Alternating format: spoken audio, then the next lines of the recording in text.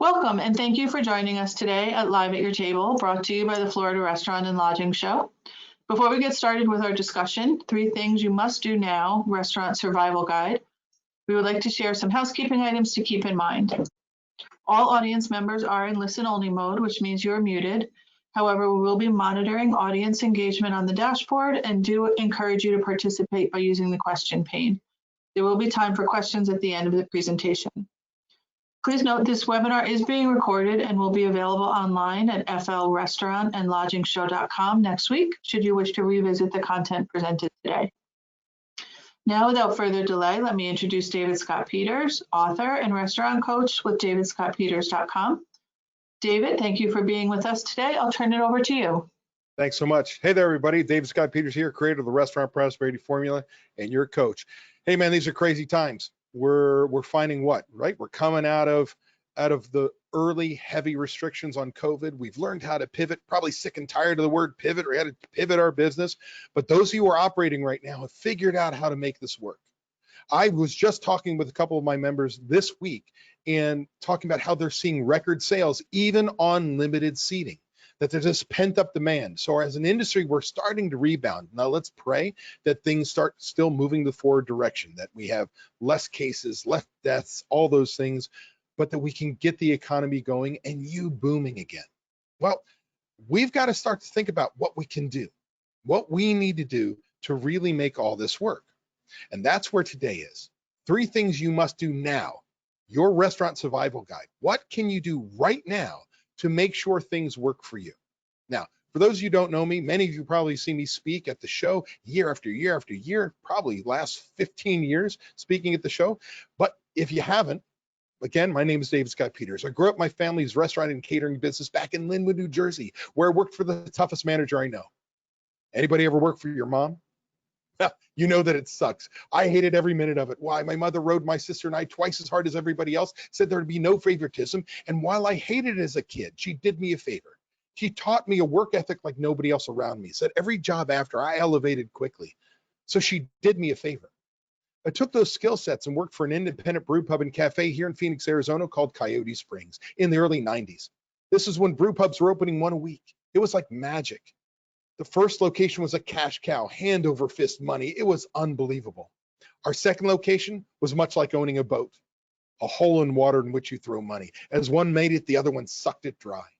And this is where I learned the lessons, 2 very important lessons. Number 1, that cash pays your bills, profits don't. Cash is king. And as things went wrong, I learned how important systems were to impose your will without being there. Now, I took those skill sets, later moved to a franchisor called Famous Sam's here in Arizona, a 30-unit restaurant sports bar chain as we were growing to 34 plus. Now, I came in as the chief operating officer, as the director of operations. And we were opening 8 stores. I brought in my own ops team. Guys who bought the company wanted to take it public. We were going gangbusters, opening store after store after store. And these guys drove the company into damn near bankruptcy. And as upper management left, I decided to go too. I'm like, I'm not going to stay on this sinking ship. I went and taught at Scottsdale Culinary Institute, management, human resources, wines and spirits. So I'm not a chef type. So my chefs on this call, don't ask me about food quality, and you don't want to see my knife skills are unbelievable. They're horrible. But the truth of the matter is I could run any of your kitchens with the right systems in place. I can order on budget and par levels. I can schedule off of staffing guys and budgets. I can open and close every station off with an opening and closing side work checklist. I can run your business, your kitchen.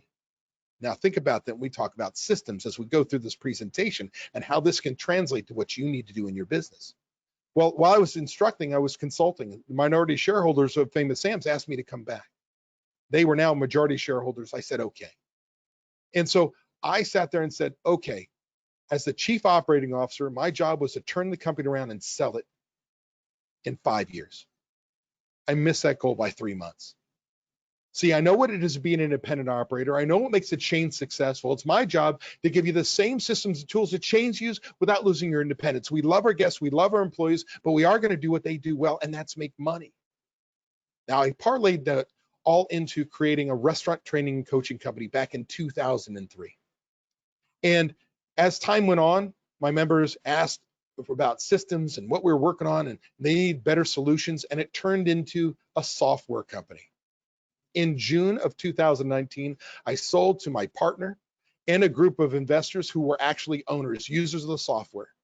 And now as davidscottpeters.com, I'm back to basics where I'm literally helping you. I don't care what software package you use or you don't use. My job in life is to help you transform your restaurant, transform you, to lead you down prosperity, which is freedom from your business and the financial freedom you deserve. And that comes with systems. Now, what are we going to cover today? We've got about an hour and 15 minutes worth of information. I'm going to jam into 45 and I'm going to give you every bit of it. I want you to, strap in, stay in for every minute. And this will truly change your perception, tell you exactly what you need to do right now to take control of your business. So here, we're going to talk about 3 numbers that are really, really important, key numbers on your P&L. We're going to talk about the 2 most important systems any restaurant should have that are critical to your success that most restaurants never have. We're talking about changing your company culture, how that's the gateway to positive change in your business. We're talking about what systems you should be putting in place right now to have an impact on your bottom line right now. And last but not least, we're going to talk about that missing ingredient, which is how do you hold your management team accountable? We must have managers.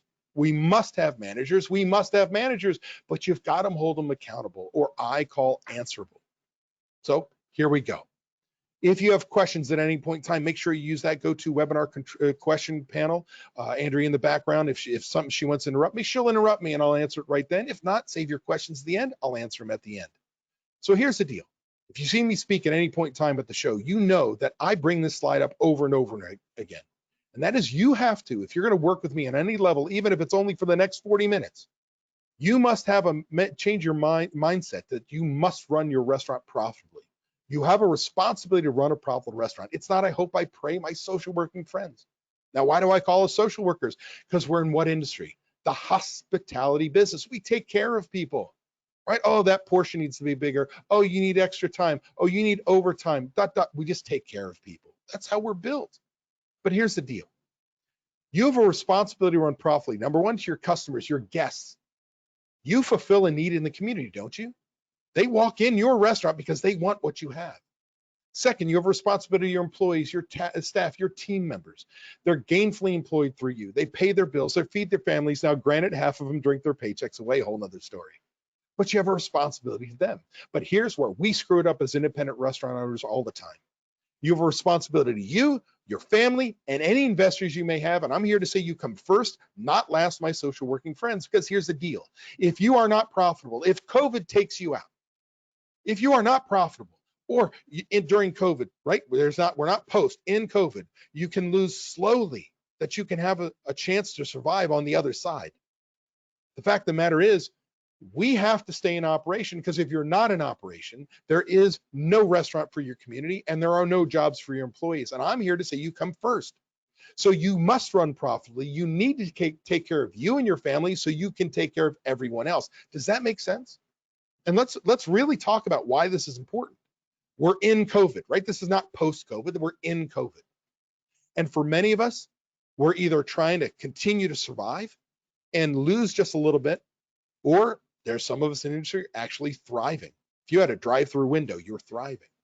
No matter where you are in here, you are still open. You are breaking, right, all the odds. You are making sure. And if you look at the surveys, Restaurant Business Magazine said they're looking at 30% of all independents say they don't think they'll make it through October. New York, if they didn't open up their restaurants, they were talking about 60% of all their restaurants were going to be closed in New York City alone. Like, this is tough. It also says that when we come out, if we can survive this, we can be positive and get through the end when there is a post-COVID, you are in a position where there is less competition, which crushes me, but can be a positive. You're in a position that your guests know you, your sales are going to take off, you're going to kick ass. But here's the deal. You cannot continue to operate the way you did before COVID. That's why we've lost 25-30% of all our independent restaurants, because we were a cash flow business. We only had 2 weeks of cash flow. As long as we had sales coming in, we could pay the bills from 2 weeks ago. So as soon as we had the shutdown, we lost 25% of our business went like that, the restaurants out, because we only had 2 weeks of cash flow. So what I'm telling you now is, you can't go back to your own ways. When I say you need to run profitably, think about this. Your food costs have gone up, right? When COVID hit, we had a shortage on pork and beef, and the price went up because of COVID going into only four producers in the US control all of our proteins. And oh, there's a problem. Now, restaurants went to chicken, which means there's a higher demand, lower supply. Prices went up, right? All these prices go up. Minimum wage, whether you got PPP money, you didn't, or you had to pay it back, whatever it may be. You go through all these things. You say all of our expenses are going up. We can't operate even the old way going forward. Now is the time to change. You must transform yourself and your business, how you do things to be more efficient, period. You don't have a choice. I hope I'm getting through. Now, here's the deal. There are three numbers we're going to pay attention to right now. Number one, your occupancy cost. Some of you have already talked to your landlords because your occupancy went through the roof. Typically, I want a restaurant 5 to 8% of sales. Whether you're fixed or variable lease, 5 to 8% of your sales, you have an opportunity to really make money. But I found somewhere in the late 90s when Boston Chicken at the time, was taking up lease locations like that and driving our rates up.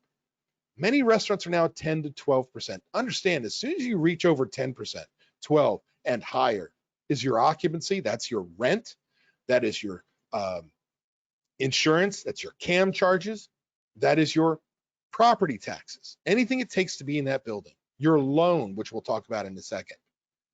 But the bottom line is when you jump over that 10, 12%, you are starting to work for the landlord. There is not enough margin in this business. And we just talked about labor going up. We talked about our food prices going up, our beer prices, our liquor prices, everything. And we need all these new services now. And we now have third-party delivery. It's taking 30% depending on where you are. And you go, how am I going to make money? Well, you've got to become more efficient. And it starts with that occupancy. So if you're over that 12%, we really got a problem. I want you 5 to 8%.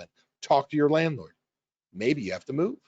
Don't know what your options are. You've got to know, right? Too many of us to know right now.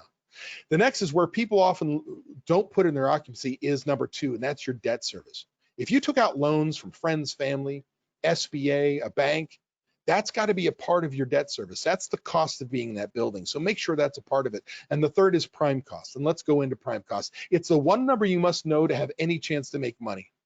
Like the bottom line, if you want to have any chance to make money, this is the number you must know.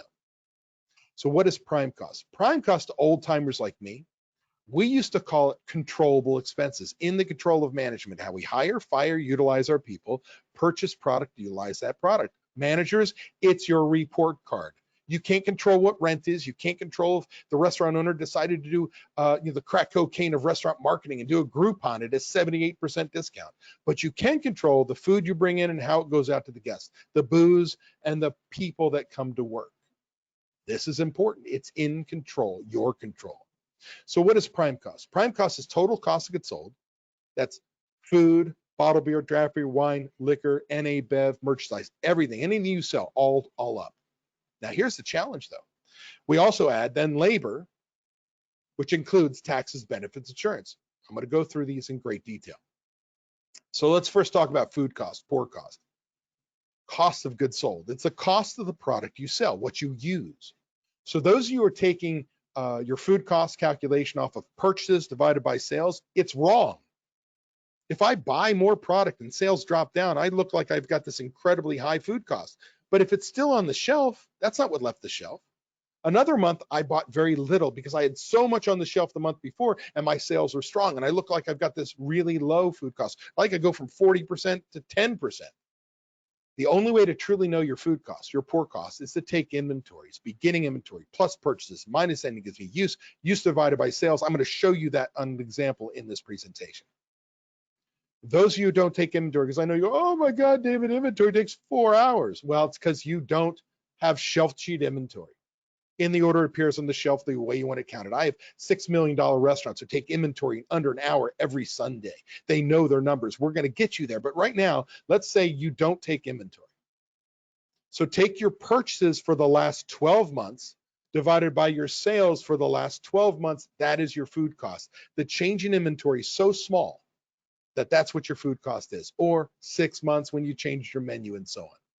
Then we have our labor cost, what I call raw labor cost. If somebody punches in and punches out, works 1 hour, let's say it's $10 an hour, oh, wouldn't that be nice? Is that what comes out of your bank account? No. $13 comes out of your bank account. There's taxes, benefits, insurance. Oh, they're all a part of prime cost too. Do you understand? So it includes that. Then we go one step further and we say, okay, what about owners? Are you part of prime cost? Well, maybe. Are you working shifts 5 days a week as a manager with keys in hand, like you run a shift? Then yeah, you're part of prime cost or an adjusted prime cost. What do I mean by that? Let's say you pay yourself $75,000 a year, but you'd pay a manager, and based on your volumes, $45,000. But you're paying 75. Is 75 part of prime cost? No, 45 is. The rest is sucking up profits. I move that on my chart of accounts to owner salary. Why? Because I'm going to fire you. At some point in time, I want you working on your business, not in it. Now, we just came out of a time where I abandoned that. To survive COVID, do whatever you have to do. Get on the line, do whatever you do. Work 90, 100 hours a week. You're in survival mode. But now that you are still operating and we're bringing sales back and we've got people working, we need to make our path back to working on our business, not in it. So if you work, again, an adjusted salary, if you work 2 days a week on the floor as a manager, then 2/5 or an adjusted 2/5 of your salary is a part of prime cost. Why? I'm going to fire you, replace those 2 shifts with an hourly supervisor. So total cost of goods sold plus total labor cost. Next is, what do we measure it against? Sales. Well, is it gross sales or net sales? Well, when I started in 2003 coaching independent restaurants, everybody'd say net sales. Well, what is net sales? Wait a second. Well, let's start with gross. Gross sales is the ring at the register before discounts, not including sales tax. Sales tax is not a sale. That's money we collect for the government. We owe them. So if I ring up a $10 burger, comp $5, net sales is $5, gross sales is 10. So gross sales is the ring of the register before discounts, not including sales tax. Net sales, ring of the register after discounts, not including sales tax. So my question to you is, do I use gross or net sales? When I started in 2003, everybody said net sales. Well, the truth is it's gross sales. Now, someone on this call goes, wait a second, no way, David, that's wrong. I've read and other industry experts say it's net sales. Well, let me put it to you this way. If I'm measuring my chef's success in the kitchen, and we do a recipe costing card, and I say, okay, hey man, I asked you to put out a $10 burger, and the recipe card has $3 in product. What's the food cost? Use divided by sales, 30% food cost. You decide to run a BOGO, buy one, get one free. Has nothing to do with your comping is not because we're burning burgers or slow service. It's because you're discounting. Bring in a $10 burger, I comp $5. Do you use half the product? No. If I use divided by sales, now $3 into 5, that's a 60% food cost. Is that a fair measurement if I want to say, chef, you use the right amount of food? No. So it's gross sales. Now I get, okay, David, I still don't understand. I don't believe you. I'm not with you. Okay, my social working friends, let's say you run a charity event, your favorite charity, it makes your heart sing. Tomorrow, your restaurant is closed to the general public. It's going to be a $14,000 event. You are so excited about it. And because your heart sings, you're going to comp 50%. Do you bring in staff for a $14,000 day or a $7,000 day? 14 grand, right? Oh, did I mention you were comping 50%? Forgot that piece. So $14,000, you're going to comp 7. 7's coming in. Do you schedule for 14 or 7? 7. No, 14. Do I bring in food for a $14,000 day or a $7,000 day? 14. Do I measure prime costs of gross or net sales? The answer is gross sales. Hopefully you're following me. Now, where should my numbers be? When I started in 2003, the expert said 65% full service is your prime cost target, 60% for quick serve. And I thought I was being a hero. I had my members down to 60% as full service. Then we had an economy crash. We had 9/11, and we're back into another crashed economy with COVID. Well, what has happened to all our food prices over the years? Have they gone down? No, they've gone up. What's happened to our labor costs? Have they gone down? No, they've gone up. We got $15 minimum wage. Like coast to coast, right? You're California, you're New York, right? Those coasts, we're $15 minimum wage. You think in the middle of the country we're not going to be there? It's coming. Now, I don't care what political side of the fence you live on. It's coming. My job is to help you survive and figure out how to make it work. And I will tell you, whether you're in Georgia at a $2.13 an hour tip credit server, or you're in a $15 minimum wage at Los Angeles server, restaurants can make it at 55% prime cost. That's your new target, 55. Without giving up guest satisfaction, without cutting product quality, without going against your core values, always taking care of your guests, service, and so on. That's how much money we waste in the restaurant business, running around like a chicken with our head cut off. And that's what today's about, is where can we focus on right now to survive this pandemic and make change and be ready when we get out on the other side that you are extremely profitable.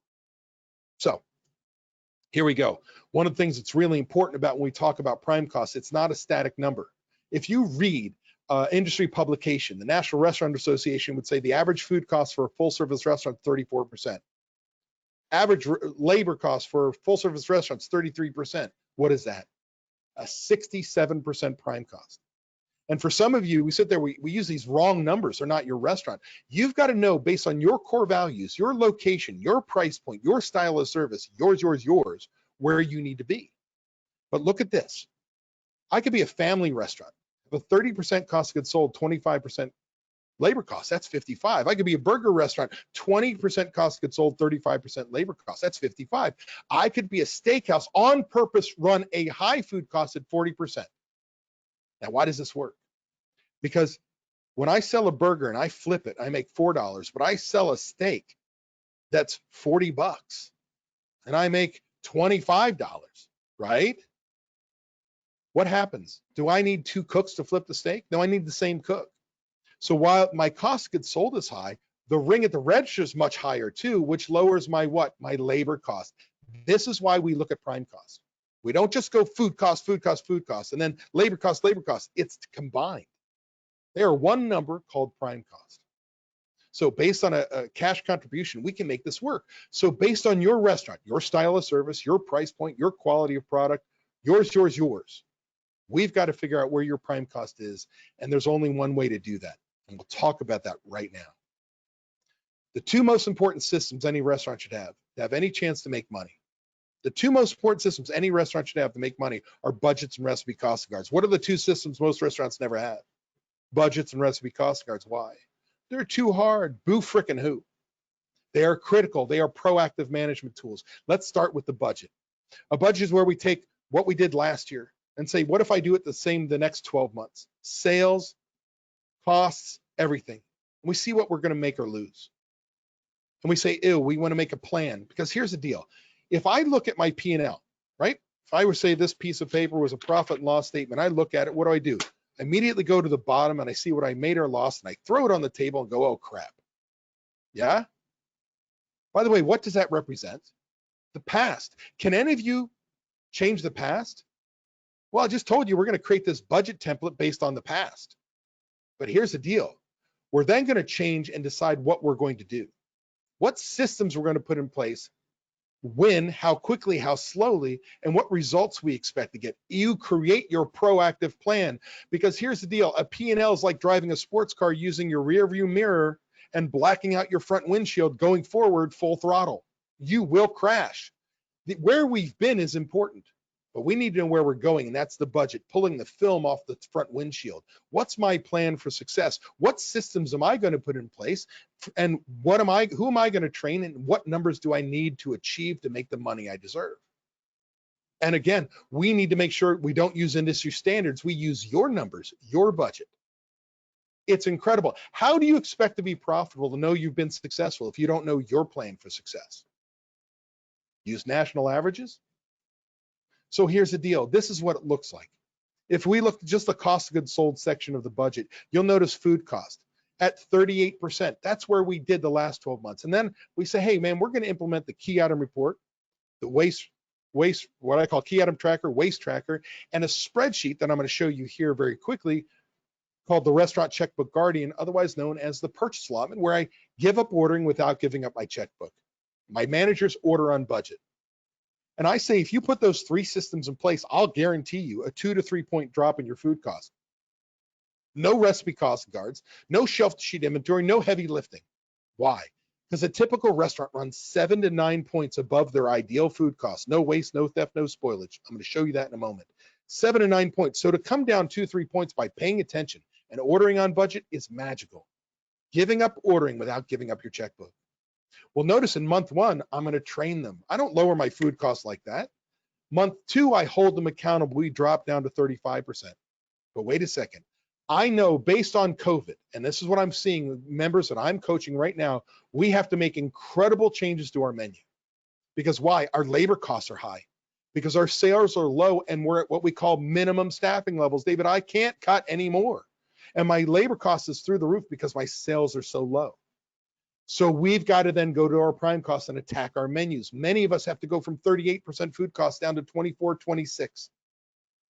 And in order to do that, we need to have an ideal food cost 2 points lower than that. I'm going to show you that in a second. So here's the deal. I got to start my recipe cost cards. I know it takes 40, 60, 100 man hours. I'm going to put that together and it's going to take me time. And I'm going to put a new menu, design a new menu using menu engineering techniques, which I can move the needle 3 to 7 points the first time through. I've done as many as 10. Manipulating what our customers order based on where it's placed and how it's priced and all these different things. And we say, okay, that's going to take me, I'm going to have that on the table 1, 2, 3, 4 months later. So notice in month 4, food cost drops from 35% to 24%. This is how we use budgets to create your plan for success, a realistic plan, not somebody saying, hey, your prime cost should be, and snap your fingers, you got it done. What systems am I going to put in place? When am I going to put them in place? And then I measure. I take my P&L and put it next to my budget, see where I hit or missed. And here's the magic of a budget. Let's say I thought I was going to make $14,000 this month, but I only made $7,000, right? Or last month. Normally we throw the P&L in a corner, go, oh crap. What do you do now? You take that number and you what? You now say, what am I going to change the rest of the year to make that money back without giving up guest satisfaction, without cutting product quality? So now, the next is recipe costing cards. Here's the deal. How do you not have recipe costing cards? And some of you say, oh, I've got them, David, but do you update them every single day, every time an invoice comes in? Doesn't matter if you have them if they're out of date. See, here's the deal. Why do I cost out recipes? For 2 major reasons. 1, for consistency, that the guest gets the same product every single time. That's why chain restaurants kick our ass. It's the same bad product every single day. In your restaurant, some days the portion's this big, sometimes it's small. Inconsistency drives customers away. And the second is profitability. What am I supposed to make on this dish? Think about it. Any other industry that looks at a product and stares at it goes, what should I charge? Right out of your rear end, $13.95. No. Other businesses know what their product costs exactly, what they need to charge for it to make money. And we've got to do that. And again, think about it this way. And your chef goes, I don't have time for recipe cost cards. They're too hard. You don't have a choice. And oh, by the way, it's not me being greedy. When we train people to that specification, we actually increase our sales because our guests get the same experience every single time. When I have recipe cost cards, look at this. This is now what we can do with what we call a menu engineering or ideal food cost. Starts off with, I've got the cost, recipe cost card, what I sell it for, menu price, how many is sold for my POS system, based on what my customers actually ordered. And when I put all this together, I'll have items that have a 40% food cost and those like hand-cut fresh fries at a 5%. Because I sell the living hell out of those 5% French fries, I drive my food costs down. The only way to know what your food cost should be is your menu, up-to-date, accurate recipe cost cards, your POS system's pre-mix, product mix put together. And when you do this, you'll know that each section, I have a 21% food cost in the entrees, the appetizers 28, and it scrolls down. This is all the way to the bottom. That's where I grade out, so I don't have room to put it all on here. But this restaurant, if they made no mistakes, no waste, no theft, no spoilage, perfect restaurant, would run a 23.63% food cost. Now here's the deal. You will never hit that number. And oh, by the way, if you ran off a national average of 34% and your managers hit 34% and you pat them on the back, they're wasting thousands of dollars. But I will tell you, if you're a rock star chef or rock star kitchen manager, you'll be 2 points over ideal. That means if I have a budget target of 26%, I could make it, because a rock star chef would run a 25.63% food cost. That's acceptable to me. A typical restaurant runs 7 to 9 points over.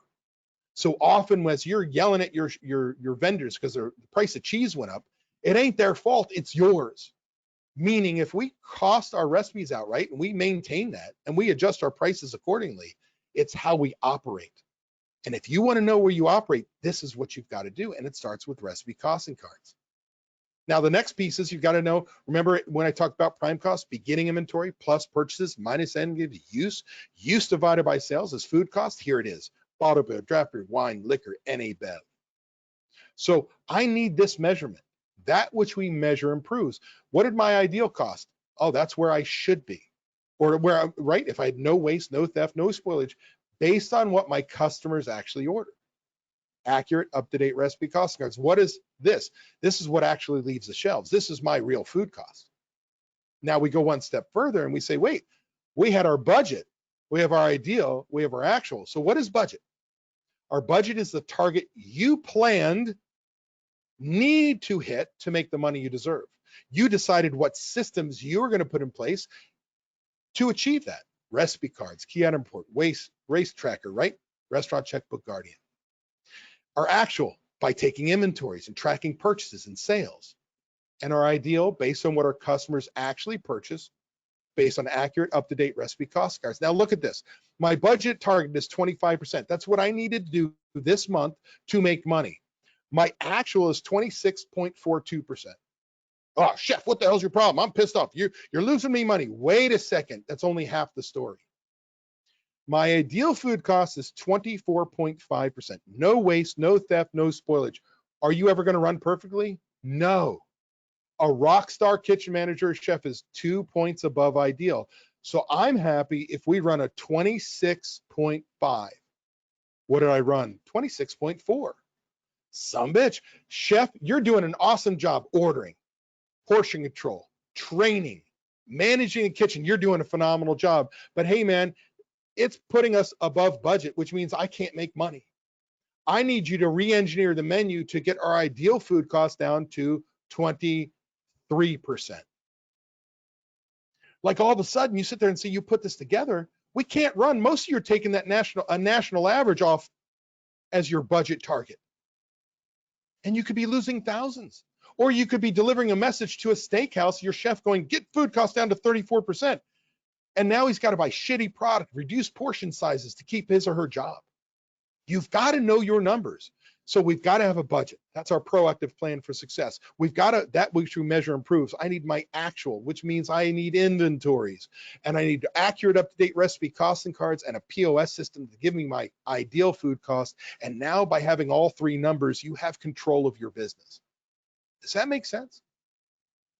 It's really important. Now, there are a couple things that we can do, and we're going to go through these quickly. Here, we need to start to impose our will. What systems do we need to put in place?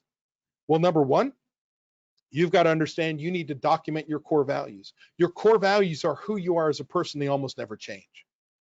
See, if I document my core values, if I say that quality is important, and that's really important, people always buy quality and only quality, don't buy shitty product, they'll never be in trouble. There may be a coaching opportunity.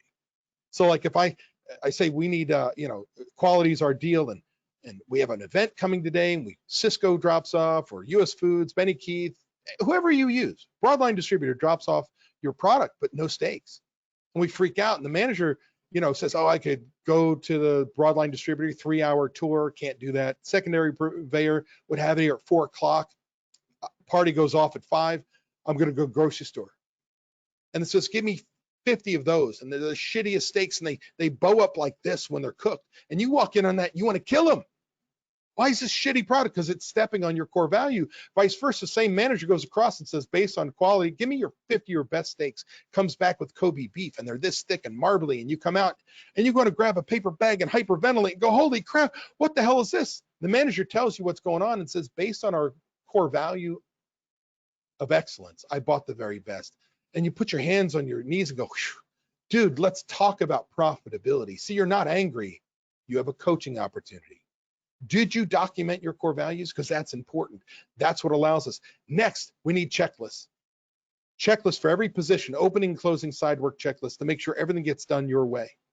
And here's the deal. Most people say checklists don't work. Why? Because number one, your checklists suck.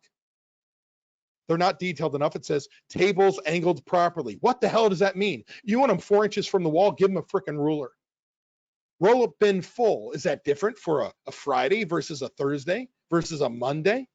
You need to be specific and clear. Clean the bathroom. Is that clear that you're saying no spots of water on the window, or on the mirror, I should say? No standing water on the counter. No drops on the faucet. Trash can, if it's 50% full, take it out, replace the bag. No paper on the ground, ... Are you specific and clear? See, that's where it goes. And the second piece why checklists don't work is, number one, they're not detailed enough, is you're holding the wrong people accountable. I'm not holding the line employee accountable, I'm holding the managers. Owners, let me ask you a question. Why do I have managers in the first place? To ensure the process is working. It's their job to make sure the line employee does the side work.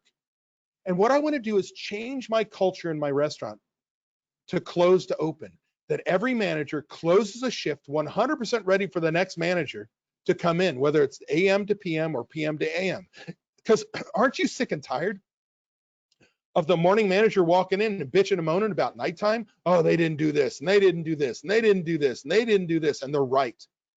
And they should be pissed off because now they've got to do all that side work, close the restaurant, and then do the morning side work to open up the restaurant.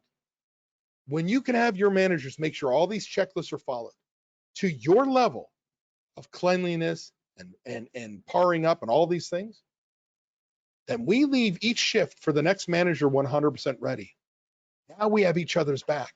But checklists are critical. They're actually the foundation to all of your systems. Because here's the deal. If you can't get a manager to follow a checklist, what makes you think? What makes you think they're going to take inventory on Sunday accurately, on time? That they're going to do anything else on budget? If you don't care about the little details, that matters. The next step is we're going to implement a system called the Restaurant Checkbook Guardian.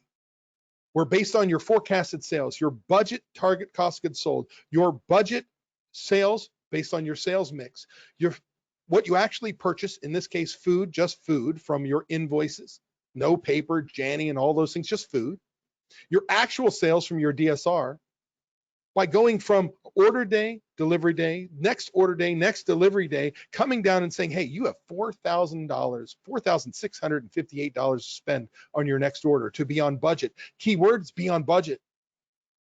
See, we don't give up ordering sometimes because we're tired of walking back into our restaurants with $3,000 of extra food on the shelves. Oh, I can never let them do it. Food costs out of control. Why?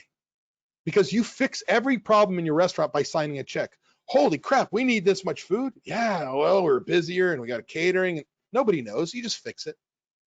How about if I say, hey, chef, you have $4,658 to spend. I'll give you $500 more than that.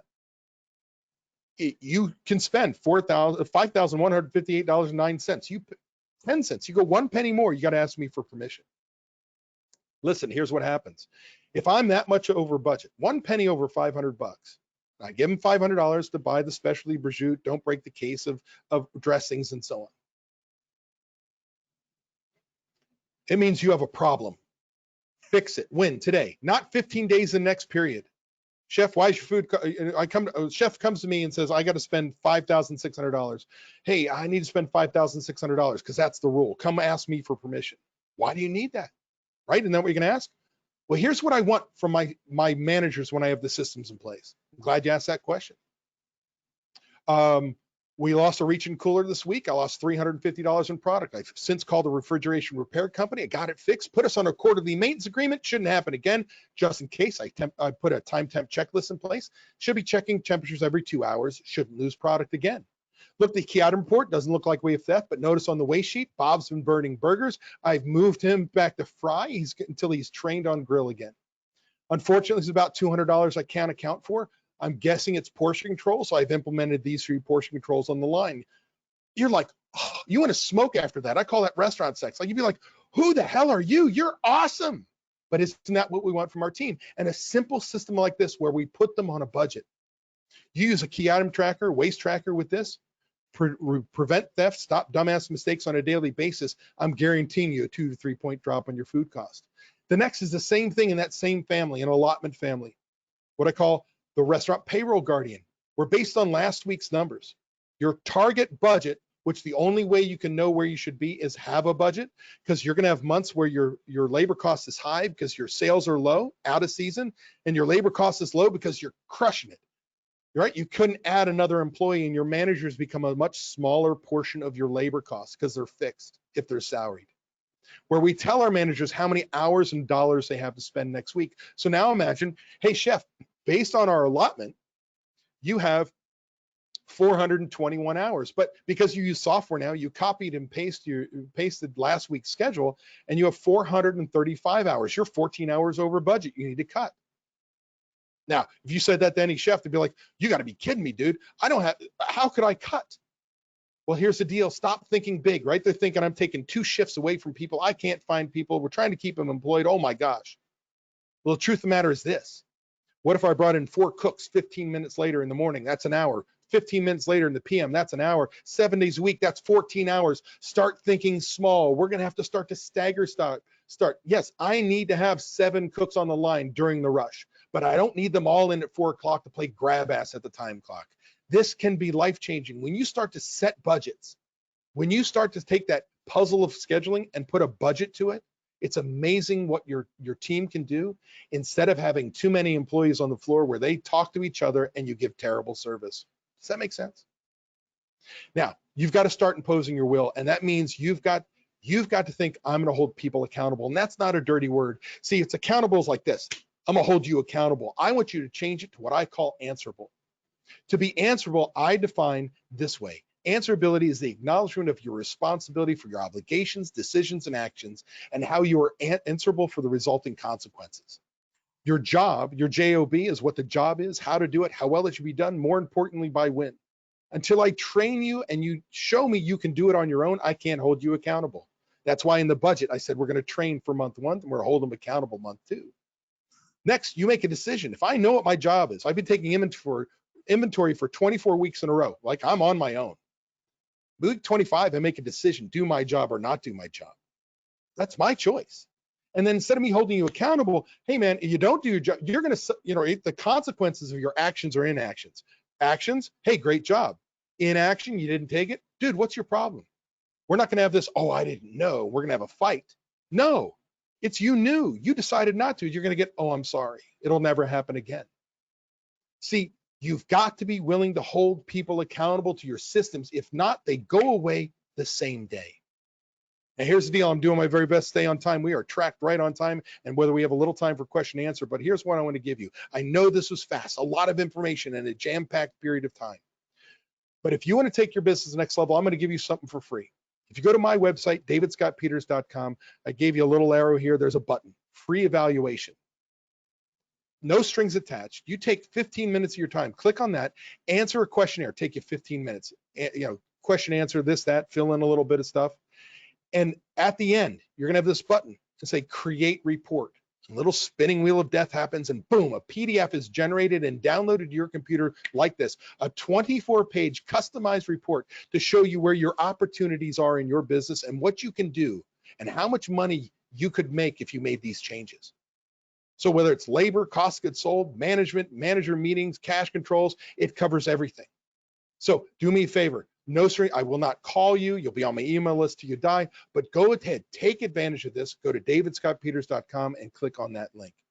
With that said, Andrea, I did my very best to stay on time. I'm about 1 minute off, I think, to the good. Do we have any questions before we go? David did, that was amazing, thank you. And believe it or not, there's not one question. I'm shocked. You guys are killing me. I think they're taking a breath after all of that info in 45 minutes.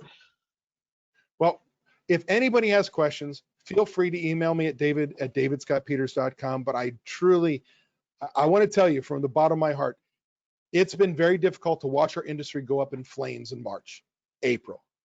It has been a challenge to get people through the emotion and the struggle financially. And where we are today, if you are in operation today, you are one of the people that has learned to survive. You're a fighter. You have a passion for the industry, and you have persistence. So now let's start ourselves on the path that when we come out of this pandemic, that we've already made the changes, that you're not at the bottom of the barrel, you're at the top, and you are here for years to come. And one of the best ways to do that, again, is take me up on my offer, take the free evaluation. I'd love to have you have that tool. Andrea, that's all I've got. If there are no other questions, I really appreciate the opportunity. I hope everybody goes out there and kicks some ass. David, thanks so much. That was information packed, to say the least. So we appreciate your time, and to our group who stayed with us for the whole thing. Just a quick reminder, the session is recorded. So again, if you want to rewatch David's content, you can do that at flrestaurantandlodgingshow.com. It should be available in a few days.